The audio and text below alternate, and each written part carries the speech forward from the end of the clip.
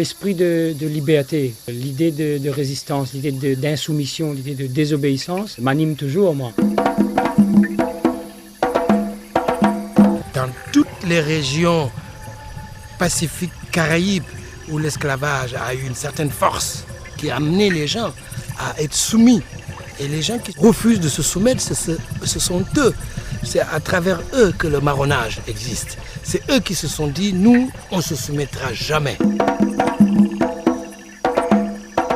Il faut toujours rappeler l'histoire à nos enfants, à ceux qui ne connaissent pas, parce que ce qui s'était passé, il faudrait vraiment que personne ne l'oublie.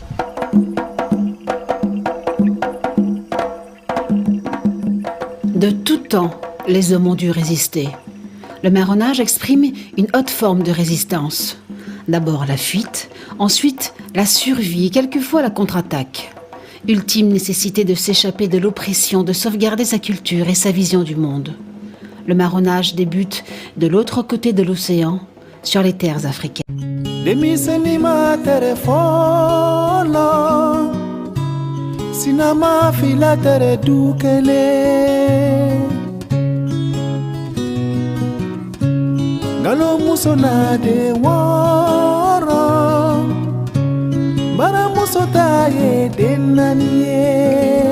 La réalité derrière le masque et l'artiste la questionne à travers ses multiples visages.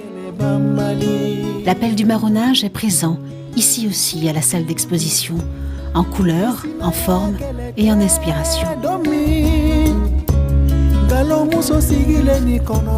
Pour moi, le marronnage, comme c'est si bien dit, c'est au fait le discours des esclaves libérés, des échappés. C'est aussi pour moi comme un élément d'une poésie venant de loin. C'est la culture africaine. C'est un peu ce métissage-là, ce beau métissage d'ailleurs, qui fait en sorte qu'aujourd'hui, dans l'esprit du marronnage, j'ai voulu amener quelques toiles qui sont encore le souffle de l'Afrique, de cette Afrique qui s'est transportée, qui s'est muée ici en Guyane. Donc les couleurs sont les mêmes.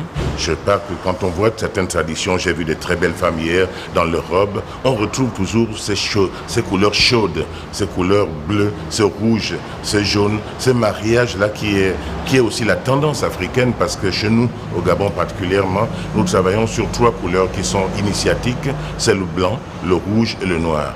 Et ça, on le retrouve dans ces belles peaux noires, et ces rouges et blancs, nous le trouvons dans ces tenues. Moi, je trouve que c'est un voyage fabuleux dans la couleur, un voyage dans le sentiment, un voyage dans l'histoire.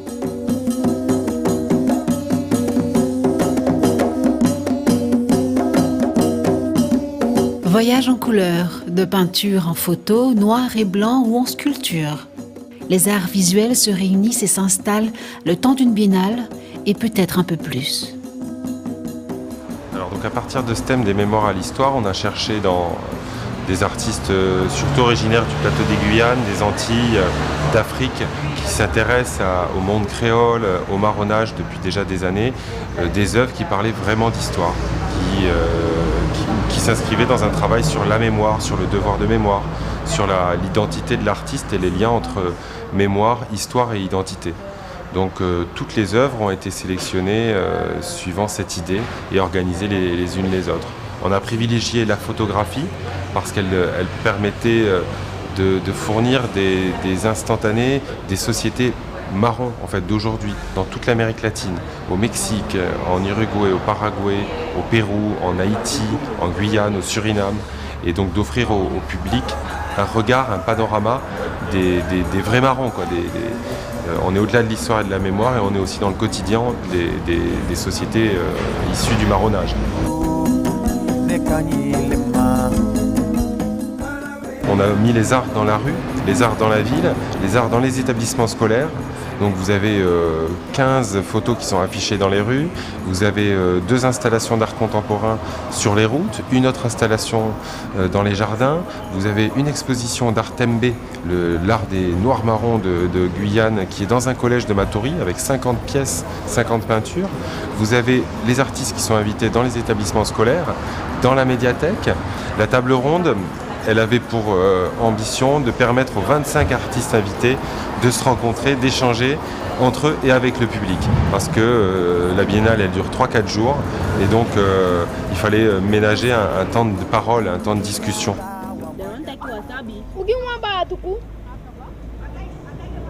Impliqués dans le cadre d'un projet pédagogique, des élèves de la Guyane des Fleuves s'occupent des œuvres, les accompagnent.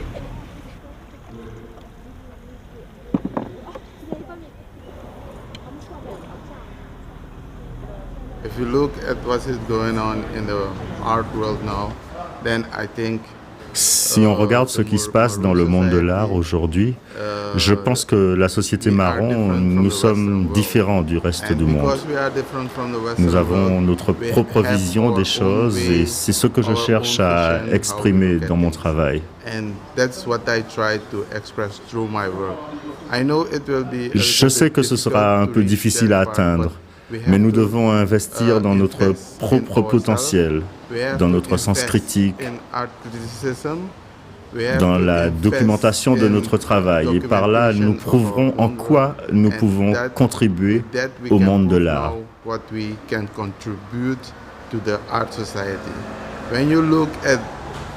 Quand on regarde ce qu'il y a dans la tradition marron, nous avons beaucoup à apporter au monde de l'art. Et c'est ce que nous devons essayer de faire, car la culture marron est unique. On ne retrouve rien d'équivalent ailleurs dans le monde.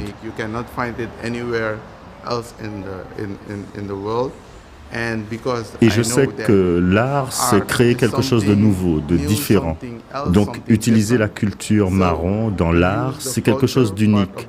C'est ainsi que j'envisage ma contribution au monde de l'art.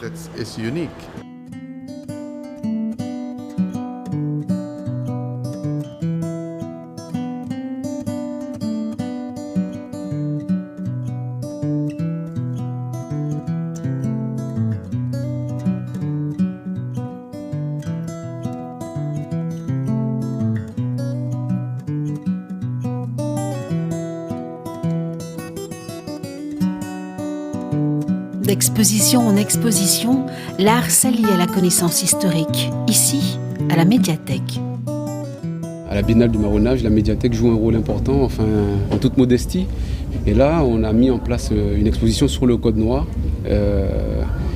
qui, avec une vision, comment dire, pas uniquement celle du repentir ou de la souffrance, mais vraiment une vision réelle de cette page de l'histoire de l'esclavage en quelque sorte, qu'on a mis en lien quand même avec une autre association, chercheurs d'autres, qui ont sillonné un peu la Guyane, donc par lieu géographique, et qui ont fait une sorte de série de photos, photos accompagnées de petits extraits de sons, pour expliquer un petit peu dans l'atmosphère, l'ambiance dans laquelle en fait ils ont pris ces photos.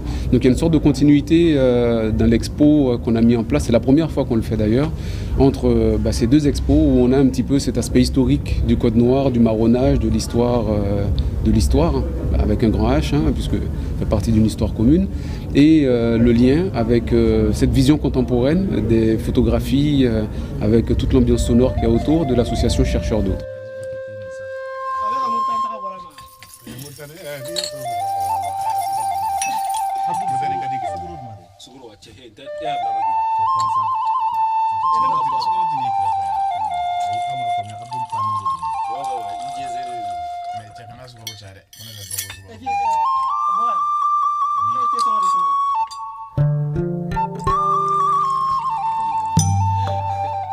On avait donc un projet de faire un travail sur les peuples et les musiques de Guyane qui visait un peu à présenter la Guyane. Donc, cette association a été créée pour préparer ce voyage. Quand on a réussi, donc quand on a fait ce voyage, on a créé cette exposition, ce travail sur les peuples et musiques de Guyane, et on a décidé du coup de développer l'activité de médiation culturelle par le biais de l'exposition qu'on avait créée, qui est un outil de médiation culturelle. On a développé notre activité en tant qu'association dans l'éducation à l'altérité, faire comprendre les autres cultures et la diversité culturelle dans le monde, dans les autres pays, en présentant les gens au quotidien, la population des pays dans lesquels on voyage. Et quand tu appuies, regarde, quand tu appuies, regarde pour tout le monde, hein, quand tu appuies, il ne faut pas relâcher tout de suite. Attends, comme ça. Voilà, il faut que tu restes appuyé même. Attends, je me déplace un petit peu comme ça j'ai ces deux camarades là, et ça va être très joli. Regarde, tu vois, tu restes bien comme ça là. Et au moment où tu appuies, tu relâches pas. Nous, on part du principe qu'on fait jamais des expositions sèches, comme on dit, donc c'est jamais une exposition simple. On aime bien aussi faire partager notre expérience avec des gens. Donc là, on a organisé un atelier, donc il y a un atelier gratuit ouvert à tous, d'initiation au documentaire sonore.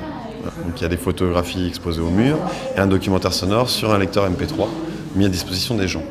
Et l'idée, c'est de développer l'imaginaire des gens par le biais du son. Dans un monde très visuel, on a tendance à un petit peu oublier la capacité auditive des gens.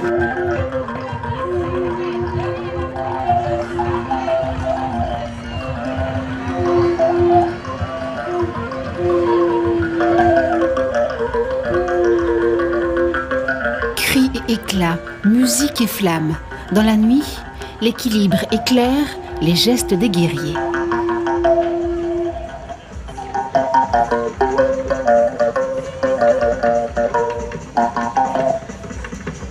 Akumamba, le nom Akumamba du groupe, ce n'est pas seulement le nom, mais c'est également l'exécution de pas de danse. C'est la danse elle-même qui s'appelle Akumamba. Akumamba, c'est un mythe, un ancien guerrier de la tribu des Fans. Les Fans, c'est une ethnie au Gabon, l'ethnie majoritaire. Donc c'était un guerrier qui représentait la tribu des Fans, qui était invincible, qui était indestructible. Il ne perdait jamais la guerre. Quand on fait le rapport avec l'ancien guerrier, on voit qu'il y a vraiment trop de générations qui sont passées. Mais c'est justement ce qu'on appelle la tradition. La tradition, c'est lorsque la culture se transmet de génération en génération. Alors ça voudrait dire que depuis l'époque du mythe du guerrier Akumamba, il y a eu des transmissions qui se sont faites, de génération en génération, des ancêtres, jusqu'à nos jours. Nous avons une pépinière. Des enfants de 8 ans, 9 ans, 10 ans qu'on apprend à danser. Voilà, il y a une pépinière qui est là, qu'on est en train de former. C'est juste pour montrer qu'on est en train de faire aussi une passation, une transmission. Mon père, pourquoi n'a-t-on pas dessiné, sculpté un ange noir dans l'église de notre quartier? Mon père, pourquoi n'a-t-on pas pensé à mettre un diable blanc dans l'église de notre quartier pour pouvoir librement parler d'égalité, de liberté et de loyauté à nos enfants? Mon père, jadis l'accès des nègres à ton église ne se faisait pas. C'était inadmissible, inimaginable. Il risquait de gêner la prière des honnêtes gens. Mon père, pourquoi n'a-t-on pas dessiné un ange noir dans l'église de notre quartier pour me donner de l'espoir? Juste un enfant noir. L'idée, c'est d'aller au-devant des enfants. Et moi, personnellement, c'est d'essayer un petit peu de les faire basculer, leur faire prendre conscience que la photographie, c'est pas seulement représenter des objets ou juste ce qui peut nous paraître beau, mais que pour rendre le beau, il y a un langage, il y a une manière de travailler. C'est ça le thème de mon atelier. Moi qui étais un adolescent assez agité, qui avait envie de tout le temps bouger et tout, ça m'a demandé de faire une espèce d'introspection, d'apprendre à regarder, d'apprendre à écouter aussi, et essayer de se positionner dans le monde avec les gens qu'on rencontre pour les photos, à essayer de trouver un accord avec eux en une fraction de seconde, à essayer de trouver un accord, une manière d'échanger et de pouvoir témoigner d'une présence et d'un instant. Là, le thème de la Biennale, et ce que demandait le commissaire David Redon, c'était mon travail justement qui explorait cette voie du marronnage religieux, qu'est le vaudou, échapper à l'emprise du catholicisme, se cacher dans le catholicisme à l'époque, pour exprimer les religions africaines. Donc c'était cet aspect-là de mon travail. Mais je fais beaucoup d'images couleurs aussi, complètement en parallèle. Une biennale du marronnage ne serait pas possible sans les Haïtiens. La première République noire indépendante. Quand on sait le rôle que le marronnage a joué dans notre indépendance, c'est une lumière qui est jaillie sur le monde. Et maintenant, on peut parler de